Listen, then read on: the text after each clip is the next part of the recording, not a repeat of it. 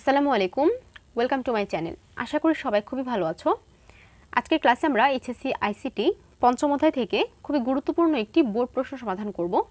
প্রশ্নটি 2018 কম্বিনেশন বোর্ডের একটি প্রশ্ন। শুরুতেই আমাদের উদ্দীপকে একটি সি প্রোগ্রাম দেওয়া আছে এবং এটা অনুযায়ী আমাদের গতে বলেছে যে উদ্দীপকের প্রোগ্রামটির অ্যালগোরিদম লিখো, অর্থাৎ এই উদ্দীপকের সি প্রোগ্রাম অনুযায়ী আমাদেরকে অ্যালগোরিদমটা লিখতে হবে। আর গহতে বলেছে যে উদ্দীপকের কোডে ব্যবহৃত লুপের পরিবর্তে ডো হোয়াইল লুপ ব্যবহার করে প্রোগ্রামটি লিখতে বলেছে।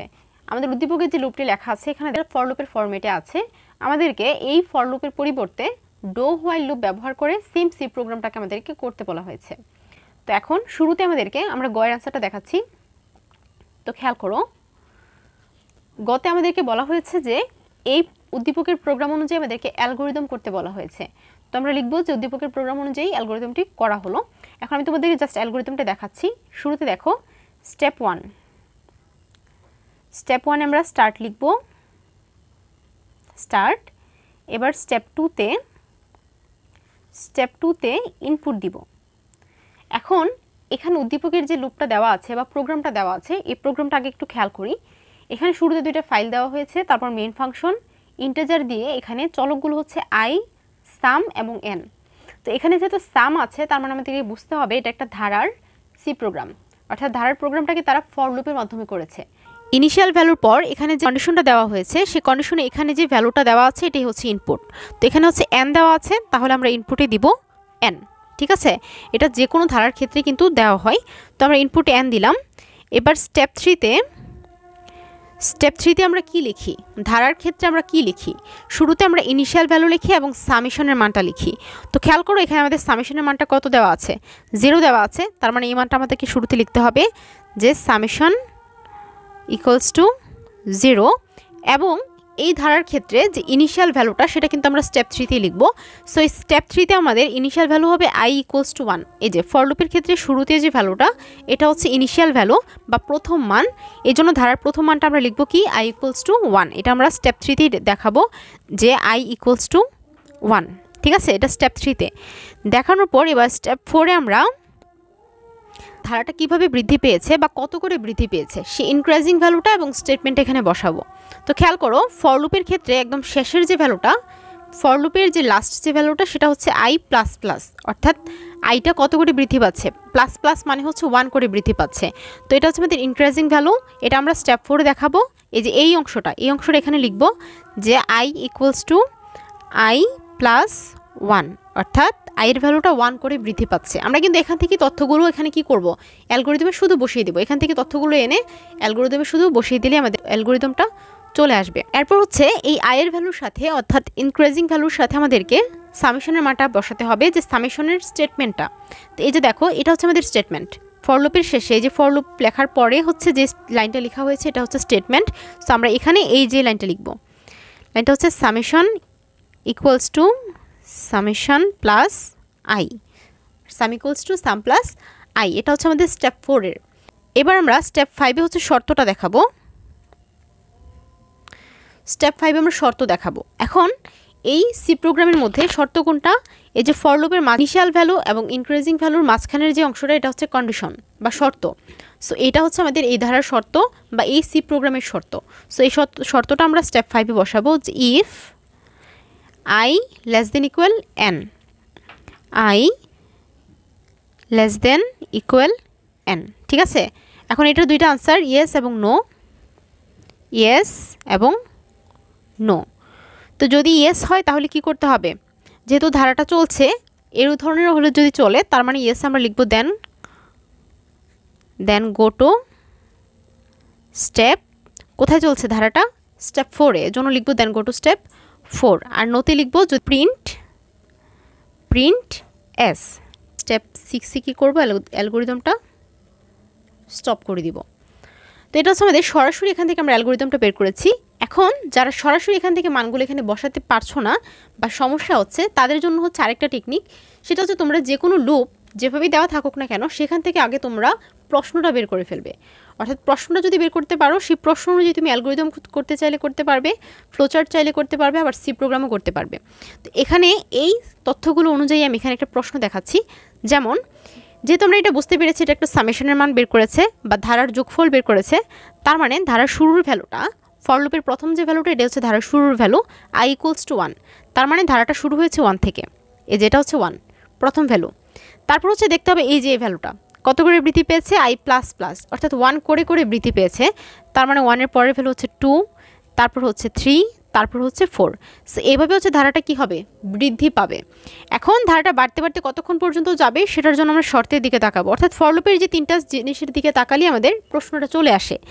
সো এখানে দেখো কি লেখা হয়েছে, i <= n, অর্থাৎ এই যে ভ্যালুটা এটাই হচ্ছে আমাদের লাস্ট ডিজিট। সো এখানে যেহেতু কোনো ডিজিট নেই, চলক দেওয়া আছে, তার মানে আমাদের শেষে এখানে এই nটা বসিয়ে দিতে হবে। সো এই যে এখন যে আমরা ধারাটা পেলাম এটাই হচ্ছে আমাদের সম্পূর্ণ প্রশ্নটা। তো এখন আমরা কি করতে পারি, আমরা যদি সরাসরি এখান থেকে মান না বসাতে চাই, সো এই যে ধারার প্রশ্নটা আমরা বের করেছি, এই ধারার প্রশ্ন অনুযায়ী এখন আমরা কি করব, অ্যালগরিদমটা করে ফেলতে পারবো। সো এটাও কিন্তু সহজ হয়ে যায়। তো এই প্রশ্ন অনুযায়ী আবার কীভাবে অ্যালগরিদমটা করব সেটা আমি একটু দেখিয়ে দিচ্ছি। শুরুতে স্টার্ট লিখব, তারপর ইনপুট দিব ধারার এই যে শেষের ভ্যালুটা, এটা হচ্ছে n, ইনপুট দিব আমরা ইনপুট n। স্টেপ 3তে আমরা সামেশন শুরুতে লিখব 0, এটা যে কোনো সময় ধারার ক্ষেত্রেই সামেশনের মান শুরুতে 0 থাকে, এবং i এর ভ্যালু হচ্ছে এই যে ধারার শুরুর ভ্যালুটা হচ্ছে i এর ভ্যালু, ঠিক আছে। সো i হচ্ছে 1। স্টেপ 4এ আমরা i কত করে বৃদ্ধি পেয়েছে সেটা দেখাতে হবে। সো i হচ্ছে 1 এর পরে 2, 2 এর পরে 3, এরপর 4। সো 1 করে করে বৃদ্ধি পেয়েছে, এই জন্য স্টেপ 4এ আমরা ইনক্রিজিং ভ্যালুটা দেখাবো i = i+1, অর্থাৎ i এর মানটা প্রত্যেকবার কত করে 1 করে করে বৃদ্ধি পাচ্ছে। এবং সামেশনের ক্ষেত্রে সবসময় যোগফল সামেশন = সাম প্লাস i হিসেবেই বৃদ্ধি পেতে থাকে, ঠিক আছে। প্রত্যেকটা যোগফল এভাবে বের হয়। আর স্টেপ 5এ হচ্ছে আমরা কি করব, শর্তটা দেখাবো, অর্থাৎ যেহেতু আমাদের লাস্ট ডিজিট n দেওয়া আছে এবং i এর মান বৃদ্ধি পেতে পেতে n পর্যন্ত যাবে, সো আমাদের ধারা অনুযায়ী যদি মান বাড়তে থাকে তাহলে লিখব i <= n। তো এখানে যেহেতু ধারাটা বাড়ছে জন্য আমরা লিখেছি i <= n। এখন এটা অনুযায়ী আমাদের ধারা হচ্ছে যদি n থেকে i এর মানটা ছোট থাকে তাহলে কি হবে, ধারাটা চলবে। সো ধারা চলছে স্টেপ 4-এ, এজন্য আমরা ইএসসি লিখব, দেন গো টু স্টেপ 4। আর যদি i এর মানটা n এর ছোট বা সমান না থেকে n থেকে বড় হয়ে যায় সেক্ষেত্রে কি হবে, আমাদের প্রিন্ট সামের মান বের হয়ে যাবে। সো আমরা প্রিন্টে লিখব, সো আমরা নোতে প্রিন্ট সাম লিখে দিব, ঠিক আছে। সো এটাই হচ্ছে আমাদের অ্যালগরিদম। সো স্টেপ 6-এ আমরা কি করব, অ্যালগরিদমটা স্টপ করে দিব।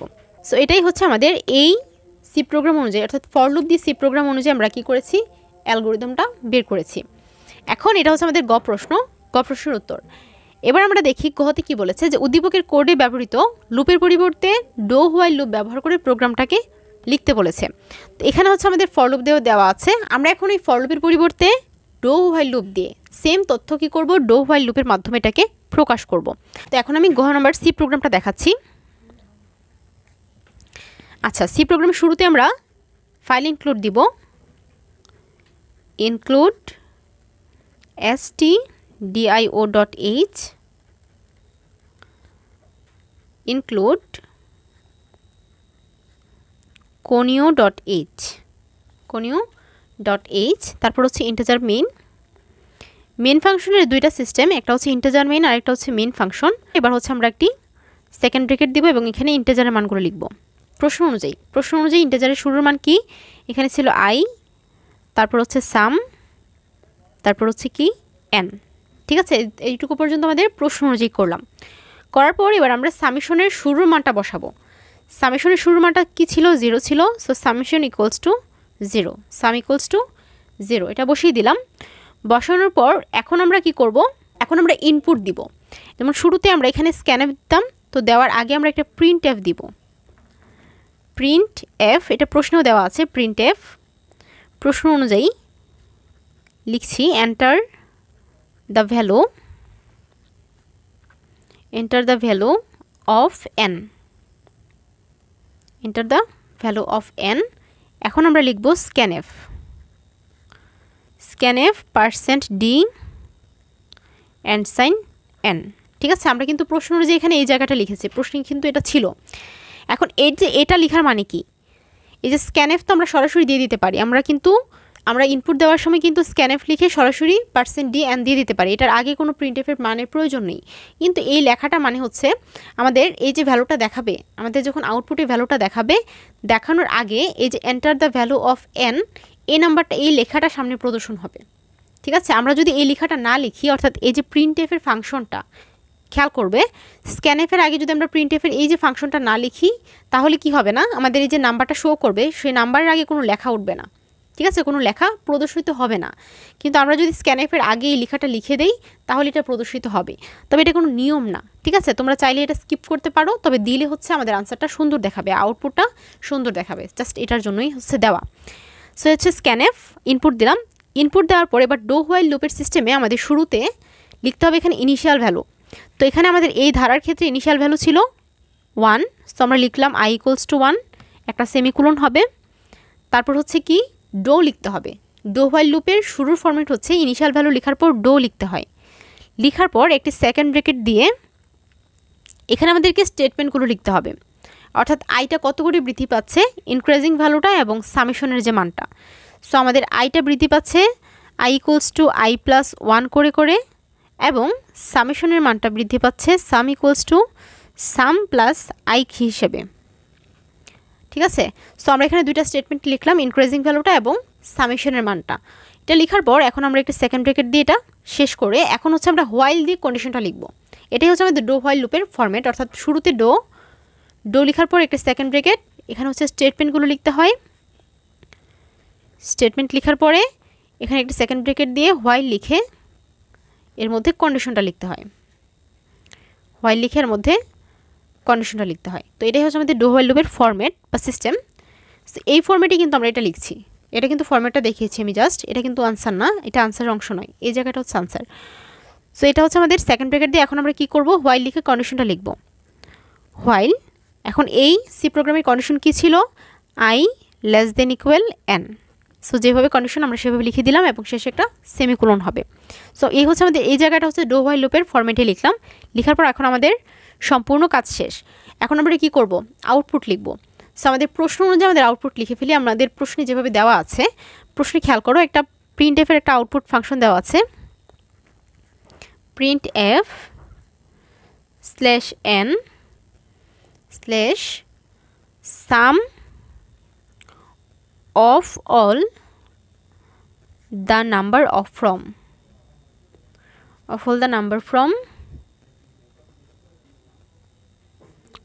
1 to %d is equals to %d, ঠিক আছে। n এবং হচ্ছে কি সাম, এই দুইটাই হচ্ছে আমাদের আউটপুট। আমাদের প্রশ্নে কিন্তু এই লাইনটা দেওয়া আছে, সো যেভাবে আছে আমি শুধু এভাবেই বসিয়ে দিয়েছি, এটাই হচ্ছে আমাদের আউটপুট হিসেবে দেখাবে। আর এই \n মানে হচ্ছে আমাদের নাম্বারটা পরের লাইনে দেখাবে, নাম্বারটা প্রথম লাইনে দেখাবে এবং সামেশনের যে মানটা সেটা পরের লাইনে দেখাবে। সো এটা পরের লাইনে প্রদর্শন করার জন্যই \, ব্যবহার করা হয়েছে। প্রিন্টএফ বসালাম, এবার আমাদের প্রোগ্রাম শেষ। সো আমরা কি করব, প্রোগ্রামটা ক্লোজ করে দেব। ক্লোজ এর ফাংশন হচ্ছে রিটার্ন 0 বা গেট ch। তো এখানে যদি আমরা ইন্টিজার মেইন দিয়েছি, সো আমরা এটাকে স্টপ করার জন্য দিব রিটার্ন 0। শেষ আমাদের সি প্রোগ্রাম। আমরা কি করব, শেষে একটি সেকেন্ড ব্র্যাকেট দিয়ে দিব। তো এই হচ্ছে আমাদের এই সম্পূর্ণ প্রোগ্রামটাকে কি করেছি, আমরা ফর লুপ থেকে ডো হোয়াইল লুপে কনভার্ট করে নিয়ে এসেছি এবং সেম তথ্য দিয়ে আমরা সেম সি প্রোগ্রামটাকে কি করলাম, ডো হোয়াইল লুপের মাধ্যমে প্রদর্শন করলাম। সো এটা ছিল আমাদের আজকের প্রশ্নের উত্তর। আশা করি বুঝতে পেরেছো। কোথাও কোনো সমস্যা থাকলে আমাকে অবশ্যই কমেন্ট করে জানাবে। তো আজ এ পর্যন্তই। সবাই ভালো থাকো, সুস্থ থাকো। আল্লাহ হাফেজ।